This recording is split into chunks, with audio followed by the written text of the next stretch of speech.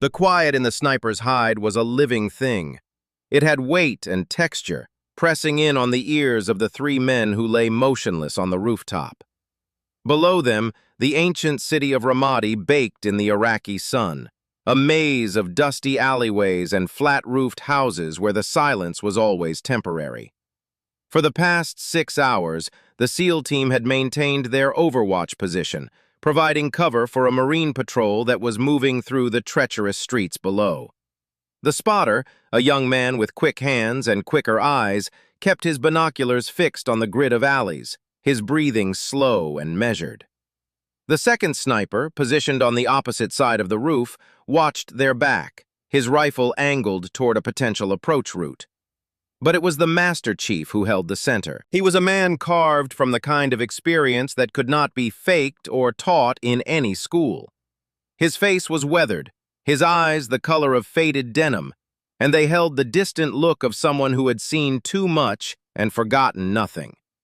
He lay behind his Mark 11 Model 0 sniper rifle, the stock pressed comfortably against his shoulder, the scope a cold eye surveying the world below.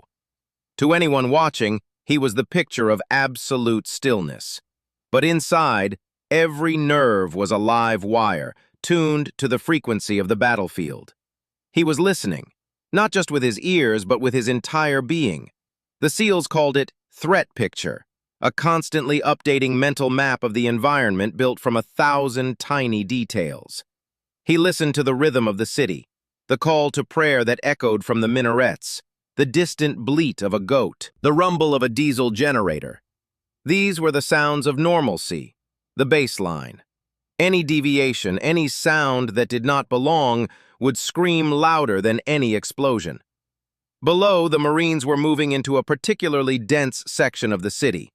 The Master Chief watched them through his scope, a squad of young men whose job was infinitely harder than his own. They had to make contact, had to knock on doors and search rooms, had to expose themselves to a threat that could come from any window, any alley, any pile of trash. His job was to be their angel, to watch from on high and strike down any threat before it could touch them. The sun moved slowly across the sky, dragging the shadows with it. The temperature on the rooftop was over 120 degrees. Sweat soaked through the Master Chief's uniform, but he did not move. He had long ago learned to exist outside of his body during these waits, to retreat into a cool, quiet place in his mind where time moved differently. The spotter shifted slightly, adjusting his focus. The second sniper took a long drink from his Camelback. The Master Chief remained still, his eye glued to the scope, his finger resting lightly above the trigger guard. Then, the city held its breath.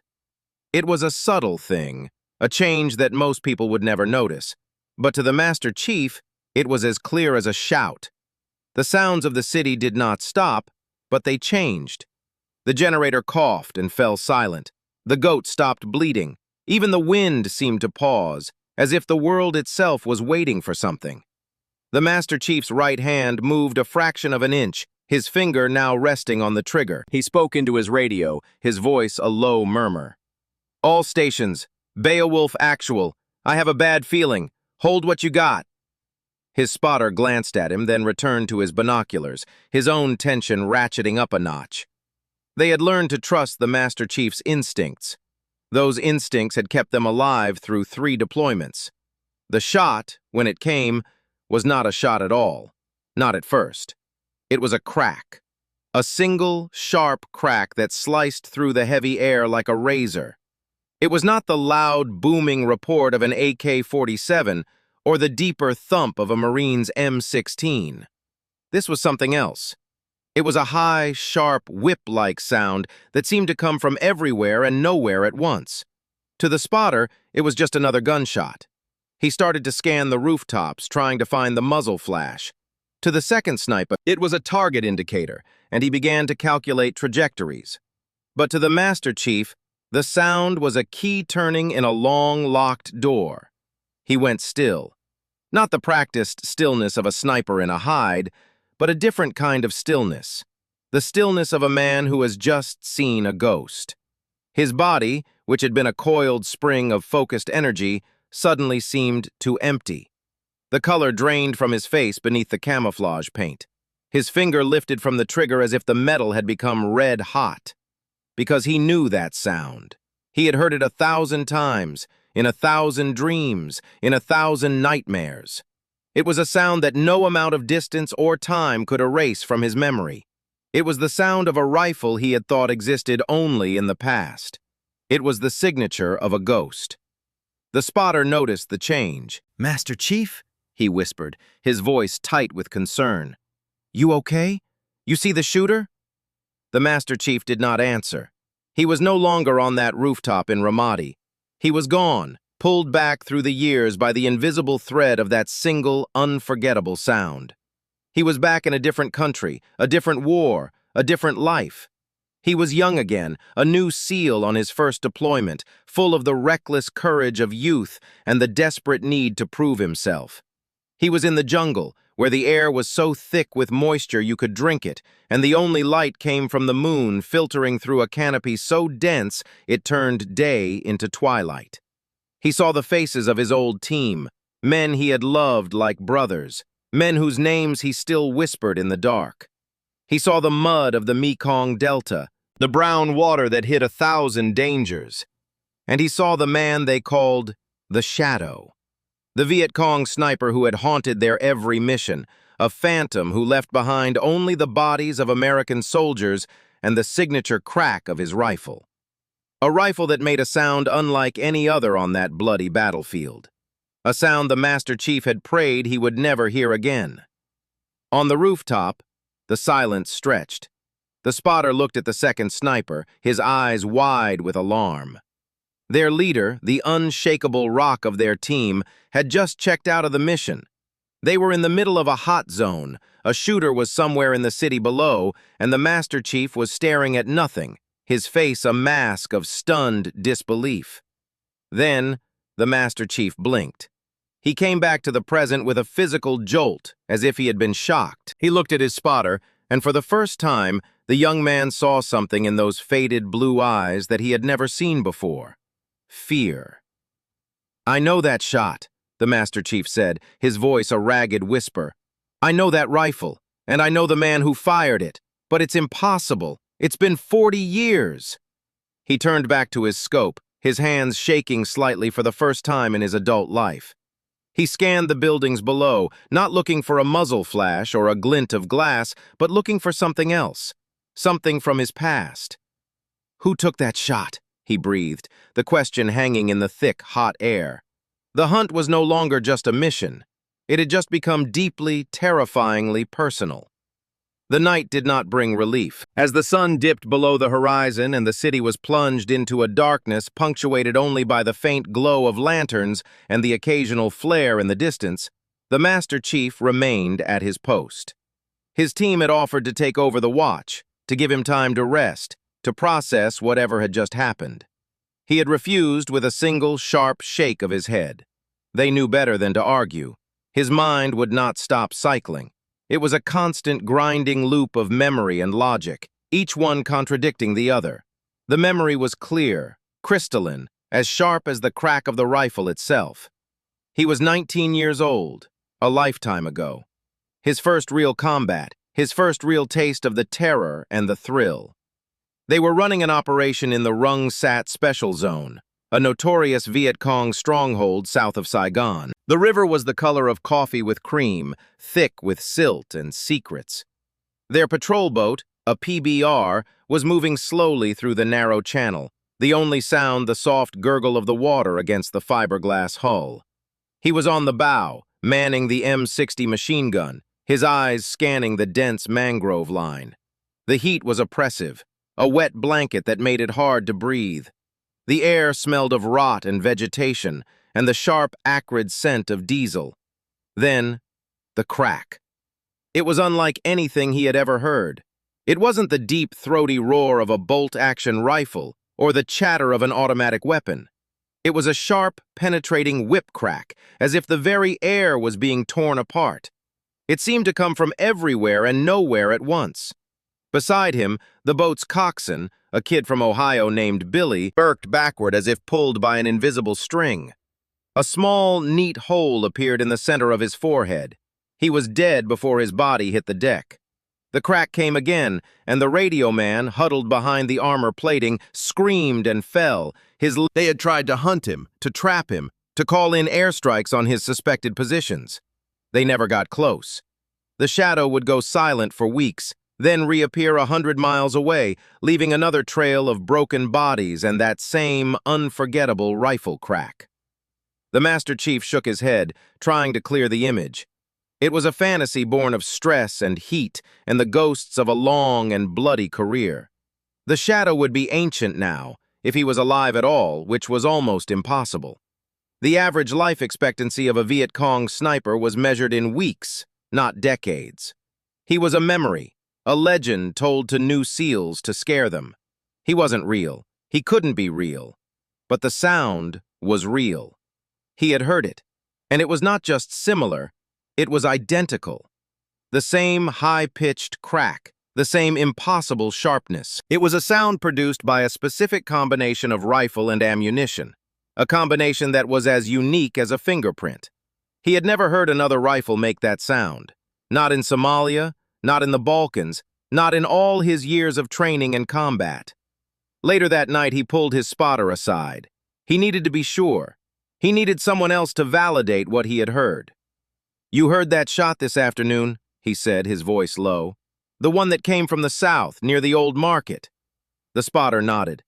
"Yeah, I heard it. Sounded like a rifle. Couldn't get a fix on it, though. It echoed too much." "Describe it," the Master Chief pressed. "Tell me exactly what it sounded like." The spotter looked confused, but answered, "I don't know, Master Chief. It was a shot. A crack. Louder than a pistol, not as deep as a normal AK. Kind of sharp, I guess. Like someone snapping a steel cable." The Master Chief's heart, which he had thought was long dead to surprise, began to beat faster. The description was perfect. It was the same description every survivor of the Shadow's attacks had given. "It's nothing," the Master Chief lied, turning away. "Just a new shooter, probably using some old surplus ammo. Get some rest. We move at dawn." But as he settled back into his own corner of the rooftop, his mind was made up. He was not leaving this city until he found the source of that sound. He owed it to Billy. He owed it to the radio man. He owed it to the 19-year-old kid he used to be, the one who had spent 40 years wondering who had taken the shot that had stolen his friends and haunted his dreams. He was going to find the Shadow, or die trying. The next morning, the Master Chief requested a meeting with the local CIA station chief, a grizzled veteran named Mercer, who had been in the Middle East since the First Gulf War. Mercer knew everyone and everything. If there was a story behind that shot, he would know it. Mercer listened as the Master Chief described the sound, leaving out the personal history. He just needed to know if there were any known snipers in the area using unusual weapons. Mercer leaned back in his chair, a thoughtful look on his face. "There's a story," Mercer said slowly, "that the old-timers tell. About a ghost. Not an Iraqi. Not a foreign fighter. An old man. They say he shows up when the fighting is the worst, takes a single shot, and disappears. They call him the Abu Ayyub of snipers, the father of Job. Because they say his patience is like the patience of Job. They say he's been fighting for 50 years. They say he fought the Americans in Vietnam." The Master Chief felt the world tilt slightly. "That's impossible. That's just a story." Mercer shrugged. "Probably, but the region is full of strange things. Fighters from all over the world have passed through here. Some of them never leave. They just fade into the background, waiting for the next war. If your man is real, and if he is who you think he is, he won't be easy to find. He won't be in any database. He won't have a cell phone. He'll be a shadow." The Master Chief left the meeting with a new resolve. The impossible was becoming possible. He wasn't hunting an insurgent anymore. He was hunting a legend. And the hunt had just begun. The search consumed him. He spent his off hours poring over intelligence reports, talking to local informants, studying the patterns of sniper attacks in the city. He discovered that over the past year, there had been a handful of shootings that didn't fit the usual pattern. They were too precise, too surgical. A single shot, always fatal, always from a concealed position that was never found. The victims were always high-value targets: a respected tribal leader who had sided with the coalition, an Iraqi army colonel, an American intelligence officer. The shots were always the same: a single, sharp crack, unlike the usual rattle of gunfire in the city. The pieces were falling into place, forming a picture the Master Chief was almost afraid to look at. The shadow was real. He was here, and he was still killing. The final piece of the puzzle fell into place on the third day. A source, a terrified shopkeeper who owed his life to an American patrol, came forward with information. He whispered about an old man, a foreigner, who lived in the ruins of an abandoned factory on the edge of the city. The man was strange, the shopkeeper said. He spoke little, kept to himself, and had a room filled with old photographs and a rifle he treated like a holy relic. The shopkeeper didn't know his name, but he had heard him speak once, in a language no one understood. The Master Chief got the coordinates and assembled his team. He told them it was a standard snatch-and-grab mission, a high-value target. He told them nothing about the old man, or about the sound, or about the ghosts that were riding with him into battle. The factory was a skeletal wreck, a testament to the years of violence that had swept through the city. They approached under the cover of darkness, the night vision goggles painting the world in shades of green. The team moved with the practiced silence of the predators they were, their footsteps soft as whispers on the rubble-strewn ground. The Master Chief took point. His heart was pounding against his ribs, a wild, frantic rhythm that he couldn't control. This was it. After 40 years, he was going to come face to face with the man who had haunted him. He didn't know what he would do. Kill him? Capture him? Or just look into his eyes and ask the question that had burned in his soul for decades. Why?